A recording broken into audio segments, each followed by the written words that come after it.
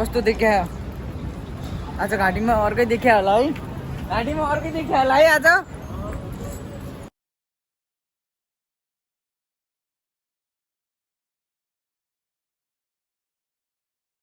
दाइ आज आज दाइले स्टारबक्स खुवाउनलाई लिनु भा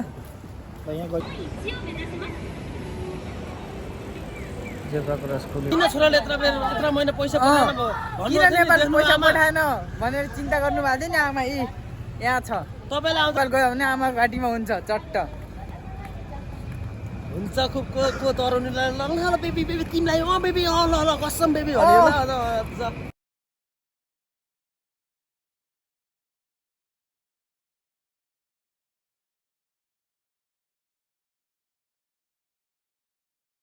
भाषा आउँदैन जे भने गर्छ कसैले लगेर मारिदिन्छु भने नि भन्नुभएको अरू केही छैन तर अहिले अलि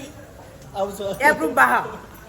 जे भने नि हाई हाई होइन जे भने नि मखरी मसिता भन्ने भएर अहिले यो चाहिँ नि जेडी नेपालमा नि पाउँछ कन्सल्टेन्सी गरेर पढ्दाखेरि चाहिँ पहिले जापान जान पाएला भन्ने जस्तो स्टुडेन्ट थियो सिओ आयो अब तल्ल फिक्स भयो ढुक्क 100% भन्ने भयो हुन्थ्यो अनि त्यसपछि जब अनि टिकट काट्यो कतिखेर त्यो हुन्छ नि कतिखेर प्लेन चढेर जाम्ला भन्ने हुन्थ्यो कि त्यो घरतिर गयो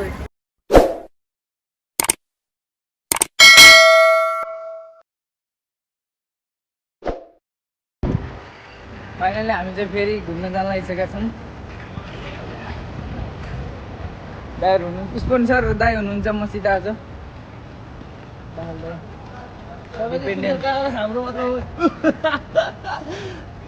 स्पोन्सर दाइ हो आज दाइले स्टारबक्स खुवाउनलाई लिनु भा आज यस्तो यस्तो यस्तो कुरामा चाहिँ म अलि टाढै बस्छु दाइ यस्तोमा यस्तो यस्तो गर्नुहुन्न दाइ यस्तो बारतिर यसो लाग्नुहुन्न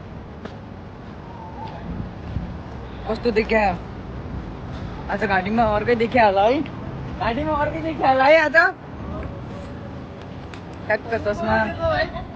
ए सुन जस्तै जस्तै होइन ओरिजिनल 24 क्यारेट गोल्ड हो चट्ट जापानको त्यही पनि किन छोराले यत्र महिना पैसा पठाएन भनेर चिन्ता गर्नु भएको थियो नि आमा यहाँ छ तपाईलाई आउँदा लगाइदिने रे छोराले अब यहाँ हुन्छ अब नेपाल गयो भने आमा घाटीमा हुन्छ चट्ट हुन्छ खुब को तरुनीलाई ल बेबी बेबी तिमीलाई बेबी ल ल कसम बेबी भनेर तरुनीलाई दिँदैन बिहा गरेपछि बुढीलाई दिइन्छ त्यो छुट्टै कुरा हो तर तरुनीले चाहिँ अगाडि नै दिइन्न के थाहा बाहिर गएर घुमाउन लिएर हिँडेको के थाहा होइन त्यस्तो गर्नु यो चाहिँ अन्डरग्राउन्ड हो कि यो अन्डरग्राउन्डको यहाँ माथि ट्रेन हिँड्ने लिगहरू छ हिँडिरह हामी चाहिँ तल मुनि छौँ कि बाटो बनाएर गाडी हिँड्ने तल नि ट्रेन हिँड्ने बाटो छ स्पेस जोगाएको के जापानले त्यो एउटै ठाउँमा धेरैवटा उहरू बनाएको हिँड्ने बाटो हिँड्ने रेल हिँड्ने त्यसपछि माथि चाहिँ आकाशमा प्लेन हिँड्छ तल रेल मान्छे हिँड्छ त्यहाँपछि रेल हिँड्छ फेरि मान्छे हिँड्छ फेरि रेल हिँड्छ फेरि तल बुलेट ट्रेन हिँड्छ त्यहाँपछि पानी हिँड्छ यस्तै सब हिँड्ने बनाएको क्या एउटै ठाउँमा धेरै स्पेस जोगाएको भाषा आउँदैन जे भने गर्छ कसैले लगेर मारिदिन्छु भने नि भन्नुभएको अरू केही छैन तर अहिले अलि एप्रुभ बाहा जे भने नि हाई हाई होइन जे भने नि मखरी मसिता भन्ने भएन अहिले अगाडि मसिता कसैले रिस उडायो भने वखत्ता भनिन्छ भने दाइले कसैले भन्यो नानी कुरा नानी कुरा भन्छ दाइले सिधै हो क्या दाइ त अहिले निहङ्गो जेउजु ने भएको हुनाले त्यही भएर नानी कुरा भन्छ खासै नानी भनेदेखि के भयो भने यी कुराहरू कति हो भन्ने हो क्या प्राइज कति हो भन्दाखेरि चाहिँ कुरा देश कहाँ भन्ने हो क्या नानी कुरा भन्छ नि भिडभाड चाहिँ धेरै हुन्छ क्या भाउजूहरू कति हिँड्छन् हेर्नु त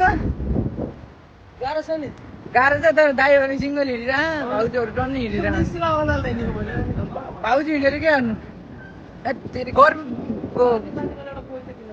यस्तो हो कि गर्मी लागेपछि त त्यो सेतो सेतो उहरू धेरै देखिने के हो न दाइ उहरू मार्केट यस्तो हो कि एम्बुलेन्स आयो भने चाहिँ बाटो छोड्नुपर्छ कि हामी मान्छे हिँड्दा भयो नि गाडीहरू भयो नि रोक्छ क्या यसरी बाटो छोडिदिन्छ कि अब एम्बुलेन्स पढ्यो भने चाहिँ ऊ हुन्छ नि त छिटो जानुपर्छ त्यही भएर बिरामीहरू हुन्छ नि त्यही भएर यहाँको मान्छेहरू दाइ यता जानु मादाहरू यत्तिकै विदेश भन्ने साथीहरू हिँड्न नपर्ने के चुस्स बाटो के जहाँ जाँदा नि अब बिल्डिङतिर जाँदा नि लिफ्ट चट्ट यो सिडी आफै चल्ने सिडी चट्टकै साथीहरू त्यो हो नि त सुविधा भने के हेर्नु न इन्भाइरोमेन्टै कस्तो दामी के पुरै झिलिमिली होइन अनि जे नि के चाहियो रेस्टुरेन्ट चाहियो कि मसाज सेन्टर चाहियो कि कम्पनी पसलहरू लुगा पसल छुट्टै सबै कुराहरू छुट्टै के ब्रान्डेड मात्रै हेरेर नि अचम्म लाग्थ्यो पहिला मलाई आउँदाखेरि फर्स्टमा यतातिर हेऱ्यो नि राम्रै लाग्ने उतातिर राति म पहिला म होइन फर्स्टतिर आउँदाखेरि म भित्र नसिदेर छतबाट बाहिर हेर्थेँ कि एकैचोटि ध्यानमा देख्छ राति 3 बजीसम्म म डङ्कीको अगाडि बस्थेँ कि खालि बाहिर हेर्नु मन लाग्ने कि पहिला आउँदाखेरि हुन्थ्यो बसमा थियो के जुस किन्ने दाइ जुस पनि हेर्नु न फेरि व्यवस्थित तरिका राखेको कि फ्रिजभित्रै बनाना फ्लेभर पखाइन छुट्टै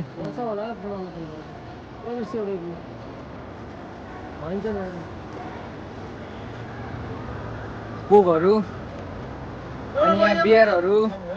बियर रहेछ कपहरू अब हेर्नु यहाँ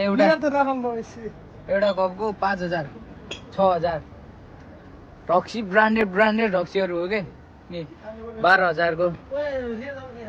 27,000 डेन्जर महँगो हुन्छ क्या रक्सी कसै पुरै दामी प्याकिङ गरेर राखेको क्या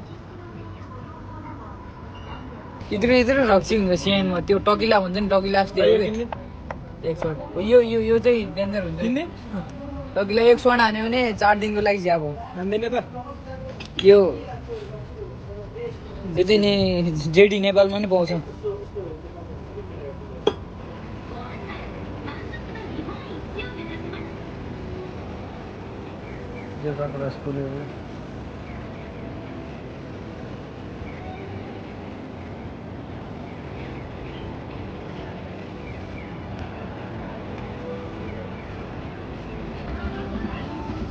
अनौठो लाग्थ्यो क्या पहिला अर्का ठाउँमा होइन के हुन्छ कस्तो हुन्छ थाहा छैन चिना मान्छे कोही छैन नि त्यही भएर गाह्रो फिल्ने लाग्थ्यो अब नयाँ ठाउँमा आएको अलिकति खुसी फिल्ने लाग्थ्यो होइन नेपालमा चाहिँ यहाँ कन्सल्टेन्सी गरेर पढ्दाखेरि चाहिँ कहिले जापान जान पाएला भन्ने जस्तो सोध्थ्यो सिइओ आयो अब तल फिक्स गरिदिएको 100% भन्ने भयो हुन्थ्यो त्यसपछि जब अनि टिकट काट्यो कतिखेर त्यो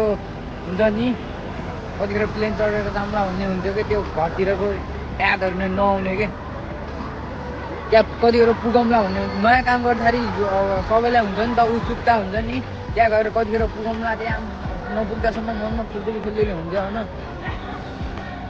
फाइनल जापान चाहिँ आइयो जापान आएको दिन त अनि थाहै छैन कि यता आएर ट्रुबिट बिल्डिङ छ अर्कै खालको मान्छे छन् ऊ पनि अर्कै छ यो भाषा नै अर्को कि केटाहरू पनि बुझिँदैन उताहरू पनि बुझिँदैन जापानिजबाट छ के हो कि पढाइ पाठ 16 दिन 8 भने जस्तै भयो कि नेपालमा त्यत्रो 12 वर्ष पढेर यहाँ आएर फेरि 0 लेभलबाट सुरु गर्ने भयो नेपाल क ख चाहिँ हिरान गादामा पढेर काम सुरु गर्ने भन्नुभयो कि यता हेऱ्यो भने कहीँ बाटोमा अनि सेनबजारहरू हजुर ए दाइ उता हामी उता जाने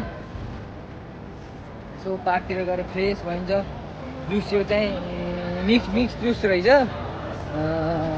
आँप लिचीहरू सबैबाट बनाएको रहेछ अब जुस खानु पऱ्यो हल्का फ्रेस त हुनु पऱ्यो नि